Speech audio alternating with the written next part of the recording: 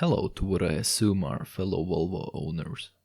Today we'll be going over the necessary steps required to troubleshoot one-touch window up and down functionality. It can be very irritating when the auto-up feature reopens windows, but we can offset this by resetting the calibration of the system.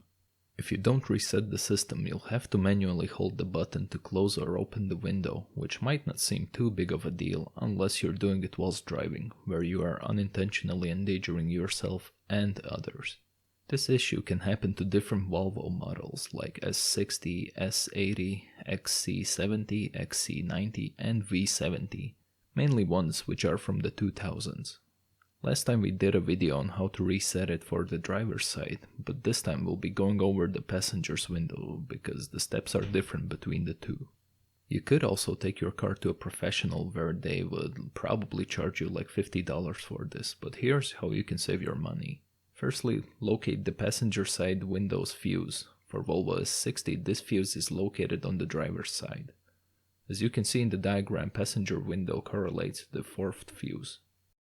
Next step is to physically locate the fuse and remove it. You can even check if you got the right one by trying to open and close the window. Now turn on the ignition to position 2 and be ready to quickly eject the fuse. Turn on the window's auto-up function for the passenger side, and as soon as the window has reached the top and before it has started to go back down, remove the fuse.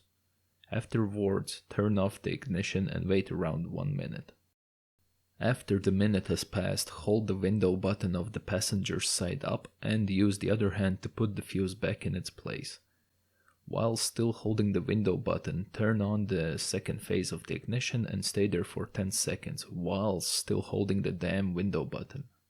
Once those seconds are up, let go of the button and try out the auto up and down functionality to see if it works now. Hopefully for you it works the same as in the video and you can put the fuse block cover back in its place. Now you can congratulate yourself for not taking your car to the repair shop where you would have most likely overpaid for this quick fix. But in case it didn't help your scenario, leave a comment down below in the video where we'll try to assist you further. Also be sure to like this video and subscribe to the channel so we can keep going with the production of further videos. That's about it, I'll see you next time.